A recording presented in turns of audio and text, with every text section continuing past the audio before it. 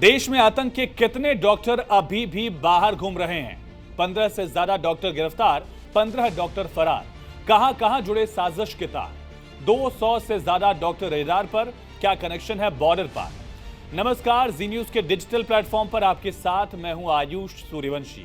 क्या देश में 200 ऐसे संदिग्ध डॉक्टर हैं जो बाहर हैं, घूम रहे हैं? ऐसे आतंक के चेहरे जिन्होंने डॉक्टर्स का व्हाइट कोट मरीजों की जिंदगी बचाने के नाम पर जरूर पहन रखा है, लेकिन इनका मकसद जिंदगी बचाना नहीं बल्कि जिंदगी को खत्म करना है।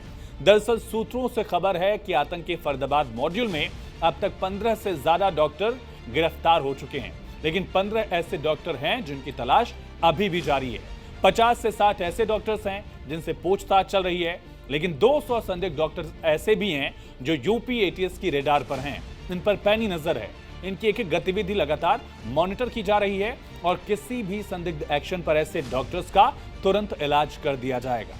यूपी की 200 डॉक्टर्स रेडार पर इस वजह से हैं क्योंकि ये डॉक्टर मुजम्मिल के संपर्क में थे। वो आतंकी मुजम्मिल जिसको आदिल की निशानदेही पर गिरफ्तार किया गया, वो डॉक्टर मुजम्मिल जो फरीदाबाद मॉड्यूल से जुड़ा हुआ था, और वो डॉक्टर मुजम्मिल जो आतंकी डॉक्टर शाहिद का लवर भी बताया जा रहा है। सूत्रों से खबर यह है कि मुजम्मिल की कॉल डिटेल से इनका खुलासा हुआ है। इनमें से कुछ डॉक्टर्स का फोन जो है वो बंद आ रहा है और यही वजह है कि शक गहरा भी है।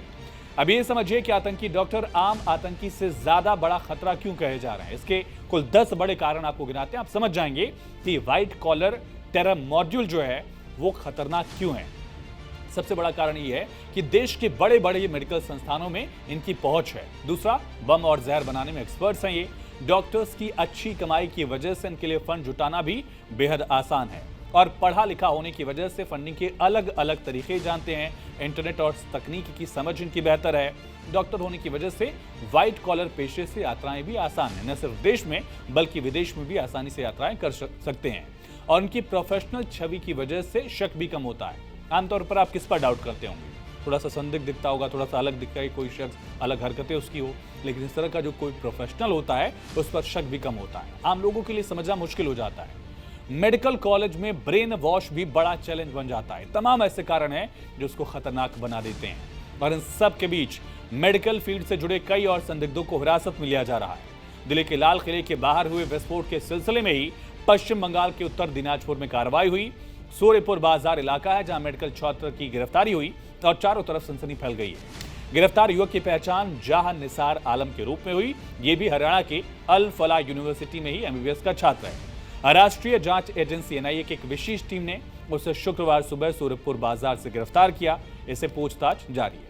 परिवार और स्थानीय सूत्रों के मुताबिक ये जो निशार है वो मूल रूप से इसका घर लुधियाना में है, लेकिन पैतृक घर इसका उत्तर दिनाजपुर जिले के दालखोला थाना अंतर्गत कोनाल गांव में है।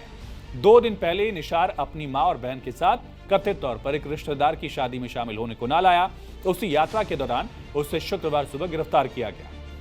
एनआईए के एक सूत्र ने बताया कि विस्फोट मामले की जांच में उनका पहला कदम लुधियाना में तौहीद आलम से संपर्क करना था। वहीं से पता चला कि जानिसार इस समय उत्तरी दिनाजपुर में है, जिसके बाद इसको गिरफ्तार किया गया। इसी तरह से फरीदाबाद मॉड्यूल का हरियाणा के संवेदनशील जिले नूह, यानी कि जो पूरा मेवात का इलाका है, कई बार सुर्खियों में रहता है। हिंसा हुई थी, आपने याद किया होगा, कई बार इस तरह की वहां पर गिरफ्तारियां होती रही हैं। नूह से भी कनेक्शन सामने आ रहा है। दिल्ली ब्लास्ट से जुड़ी जांच में एजेंसीज ने नूह से 2 और डॉक्टर्स को गिरफ्तार किया।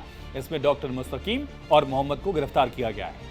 नूह के अब तक 5 लोग हिरासत में लिए जा चुके हैं। इनमें 3 डॉक्टर्स हैं। फरीदाबाद क्राइम ब्रांच की टीम और एनआईए ने डॉक्टर मुस्तकीम को हिरासत में लिया। पूछताछ जारी है। उधर फरीदाबाद में अल फलाह यूनिवर्सिटी के खिलाफ भी एक्शन तेज हो गया है। यूनिवर्सिटी के लेन देन की ईडी अब जांच करेगी, क्योंकि इससे विदेशों से भी पैसा मिल रहा था, फंड मिल रहा था। तुर्की, जो कि ऑलरेडी बहुत सारे लिंक्स यहां से जुड़ रहे हैं, वहां से भी पैसा है। तुर्की जर्मनी से मिलाकर कुल 11 करोड़ रुपए जो है वो इस यूनिवर्सिटी को फंड के तौर पर मिले थे। इसकी जांच जारी है। वही लाल किला ब्लास्ट की जांच फरीदाबाद के अल फलाह यूनिवर्सिटी के संस्थापक और ट्रस्टी जावेद अहमद सिद्दीकी तक पहुंच गई है। अब जावेद भी अपने आप में एक बड़ा नाम बनता जा रहा है। क्यों? क्योंकि 2001 में इसको गिरफ्तार किया गया था। तब आरोप लगा कि इसने 7.5 करोड़ रुपए निवेशकों से जुटाए और ये रकम उसने अपने प्राइवेट बैंक अकाउंट्स में ट्रांसफर कर लिया। सिद्दीकी को 2001 में गिरफ्तार किया गया। दिल्ली हाईकोर्ट ने 2003 में जमानत याचिका खारिज की। बाद में 2004 में से जमानत मिल गई थी। इस पहलू पर भी जांच तेज है। इस पूरे मामले में फरीदाबाद मॉड्यूल में अगर आप देखेंगे देश के कई राज्यों तक इसके कनेक्शन जुड़ रहे हैं। सबसे पहला मामला फरीदाबाद में जो बारूद इकट्ठा किया गया, सबसे पहली गिरफ्तारी सहारनपुर से हुई जो कि यूपी में है, और इसके बाद इन तमाम डॉक्टर्स के पुलवामा कनेक्शन सामने आए। किसी का घर पुलवामा में था तो किसी के वहां लिंक्स पाए गए। इसके बाद अब नूह से गिरफ्तारी हुई है, पश्चिम बंगाल के दिनाजपुर से गिरफ्तारी हो रही है, उत्तराखंड में भी यूपी एटीएस की एक टीम पहुंच गई है, पंजाब के लुधियाना से भी इस तरह के कुछ इनपुट्स हो सकते हैं। अभी शुरुआती तौर पर ये जानकारी है, लेकिन अलग अलग राज्यों में पुलिस की टीम, एटीएस की टीम, एनआईए की टीम, जम्मू कश्मीर की पुलिस भी लगातार दबिश दे रही। कई राज्यों तक इसके कनेक्शन है और बॉर्डर पार पाकिस्तान से तो याका लगातार निर्देश इनको दे ही रहे थे। इसी बीच आदिल के भाई का कनेक्शन भी दुबई से सामने आया, जो दुबई में बैठकर इनको गाइड कर रहा था, इनको निर्देशित कर रहा था। तुर्की से भी कई सारे कनेक्शन सामने आए। फिलहाल तमाम पहलुओं पर जांच पड़ताल जारी है। इस वीडियो में इतना ही। बाकी तमाम खबरों के लिए देखते रहिए जी न्यूज।